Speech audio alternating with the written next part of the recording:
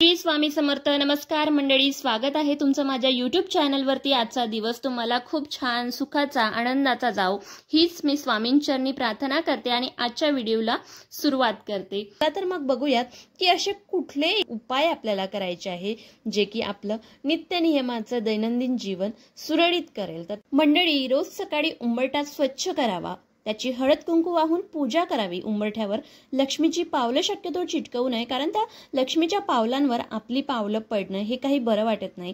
त्यामुळे शक्यतो चिपकवू नये आणि चिपकवली तर त्याच्यावर आपले पाय पडणार नाही याची पूर्णतः दक्षता घ्यावी. त्यानंतर मुख्य दरवाजास उंबरठा असणे आवश्यक असते, तोही लाकडी असेल तर अतिउत्तम. घराच्या मुख्य दरवाजापेक्षा घराचे आतील दरवाजे हे कधीही उंच अथवा मोठे असू नयेत. त्यानंतर देवघरात देवाच्या फोटो बरोबर तुम्ही मृत व्यक्तीचे फोटो कधीही लावू नये. घराचा मुख्य दरवाजा नेहमी फडक्याने पुसून स्वच्छ ठेवावा व संध्याकाळी तिन्ही सांजेला मुख्य दरवाजा थोडा वेळ उघडा जरूर ठेवावा. त्यावेळेस तिथे तुम्ही धूप सुद्धा दाखवू शकता. त्यानंतर घरातील नवीन केरसुणी जर तुम्ही विकत आणली असेल तर तिला हळदी कुंकू वाहून तिची पूजा जरूर करावी. तिला पाय लावू नये व ती सहज कुणाला दिसेल अशी ठेवू सुद्धा नये. दिवे लागल्यानंतर तुम्ही झाडू कधीही मारू नये. जी व्यक्ती दररोज सूर्यनारायणाला आणि गणपतीला नमस्कार करते तिला आरोग्य, आयुष्य, ऐश्वर्य आणि तेजाची प्राप्ती होत असते. घराच्या प्रवेशद्वारावर म्हणजेच मुख्य प्रवेश दरवाजावर लाल रंगाचे कुंकवाचे स्वस्तिक जरूर काढावे. या स्वस्तिकाचे स्टिकर्स शक्यतो लावू नये. तुम्ही हळदीने किंवा कुंकवाने मुख्य दरवाजावर स्वस्तिक काढू शकता. रोज सकाळी पूजा झाल्यानंतर शंख न विसरता फुंकावा. घरात वास्तव्यात असलेली अलक्ष्मी म्हणजेच लक्ष्मीची मोठी बहीण अवदसा काढता पाय घेईल आणि लक्ष्मी चिरंतर नांदेल. आपल्या कपाळी मधल्या बोटाने गंध लावूनच नंतर देवपूजा करावी, म्हणजे ती पूजा पूर्ण होते. वास्तूमध्ये किंवा पूजेमध्ये कोणत्याही प्रकारची अंत्यविधीची रक्षा ठेवू नये. रोज सकाळी पाण्यामध्ये थोडेसे मीठ मिसळून त्या पाण्याने घरातील फरशी पुसावी. त्याने काय होणार तर तुम्हाला मनशांती लाभेल. अभ्यास खोलीमध्ये मुलांच्या टेबलासमोर गणपती, सरस्वती किंवा इष्टदेवतेची प्रतिमा जरूर ठेवावी. श्री स्वामी समर्थ हा जप घरातल्या सर्वांनी किमान 108 वेळा जरूर म्हणावा. कोणीही एका व्यक्तीने रोज 1000 जप करावा, त्याने धनलाभ होतो. तुळशीत काही लोक शंकराची पिंड ठेवतात, ते चुकीचे आहे.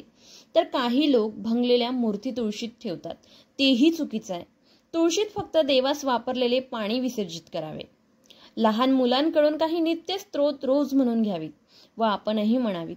रोज सकाळ संध्याकाळ आपणास आवडत्या अशा मंद सुहासाची उदबत्ती किंवा धूप घरात जरूर जाळावा. घरात नंददीप सतत तेवत ठेवल्याने अशुभ ऊर्जा घरात राहत नाही. दिवा वा समईच्या ज्योतीचे तोंड उत्तरेकडे असल्यास लक्ष्मी प्रसन्न होते, पूर्वेकडे असल्यास घराला सुखप्राप्ती होते. आपल्या घरामध्ये आपली पत्नी, मुले कोणालाही अपशब्द कधीही वापरू नयेत, कारण वास्तू ही नेहमी तथास्तु म्हणत असते. मुले नीट वागण्यासाठी नवनाथ भक्ती सारातील 5वा अध्याय घरात दररोज संध्याकाळी 7 नंतर जरूर वाचावा. ज्यांचा विवाह होण्यास अनेक अडचणी येतात, ठरलेले विवाह मोडतात, अशांनी नवनाथ भक्तिसार मधील 28वा अध्याय दररोज संध्याकाळी 7 नंतर जरूर वाचावा. सतत पवित्र गोष्टींचे ध्यान करावे. चुकूनही अपशब्द बोलू नये. शक्य असेल तर रोज 1 तास मौन जरूर पाळावे. स्नान करूनच भोजन करावे. जेवण केलेल्या ताटात हात धुवू नये. मांडीवर वा हातात ताट घेऊन कधीही जेवू नये. तसेच दक्षिणेकडे तोंड करून सुद्धा जेवू नये. कोणत्याही महत्वाच्या कामासाठी जर तुम्ही घराच्या बाहेर पडत असाल तेव्हा चमचाभर गोड दही खाणं अत्यंत शुभ व लाभदायक असते. लक्ष्मीची साधना, पूजा, प्रार्थना करताना साधकाचे तोंड नेहमी पूर्वेकडे अथवा उत्तरेकडे असावे. कुलदैवताचे वर्षातून एकदा दर्शन, अभिषेक व पूजा टाळाटाळ न करता जरूर करावी.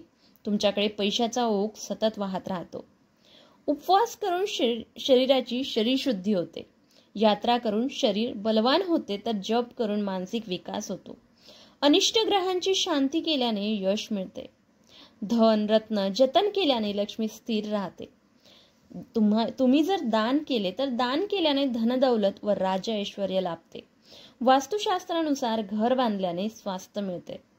रत्न वापरल्याने मानसिक स्थिरता व शरीर बलवत्ता लाभते आपल्याला.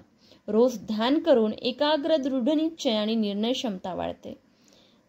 व्हिडिओ आवडल्यास व्हिडिओला लाईक जरूर करा. नवीन असाल चॅनलवर तर चॅनलला सबस्क्राईब जरूर करा. अशाच नवनवीन माहितीने उपयुक्त अशा व्हिडिओला बघण्यासाठी बाजूची बेल आयकॉन सुद्धा क्लिक करा, जेणेकरून माझे नवनवीन व्हिडिओज अपलोड केल्यानंतर सर्वात आधी तुम्हाला नोटिफिकेशन येईल व तुम्ही व्हिडिओ बघू शकाल. चला तर मग भेटूयात अशाच नवीन माहितीपूर्ण व्हिडिओज मध्ये. तोपर्यंत श्री स्वामी समर्थ.